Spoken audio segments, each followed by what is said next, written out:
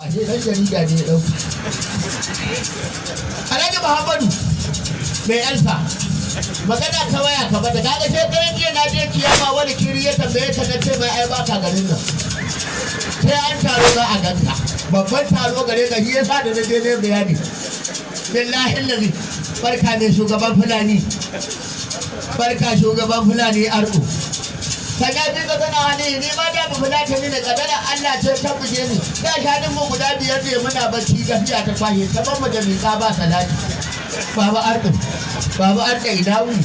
lafiya lau lafiya lau ya gajiya ya iyali ya haƙuri da mu aka ce wai sai tana gidanka sani yan mutum na gidanka ba wannan jama'a yan sa maza da mata to yanzu za a yi ta ƙare da mamme ya zagi mai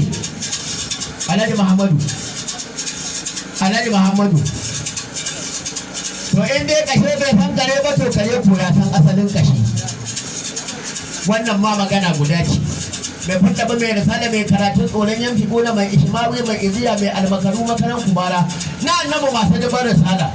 kunubi ya ce ba an mace bayan sabbiyu ba ta zama ta bara ba a ce ma'allan da kai ba sabbi komai zai da kirma ba a ce mata lan tsage ta kai ba lafula kuma ba ta zama farilla in ne ƙarya a gyara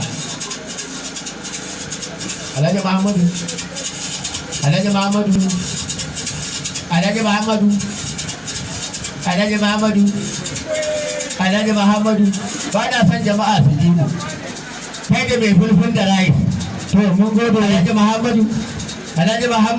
mun gode jama'a su ji mun gode matan ya taɓa zaunawa gidan mu har uwar mu ta dama hula ta ba shi aka toya min kosai kaɗi ba na sa mata balma a zaune na baka ruwan sanyi a kwano da za ka baro garin mu har uwar mu ta daura kanu ta baka Muhammadu kayanka da sallah shi ne da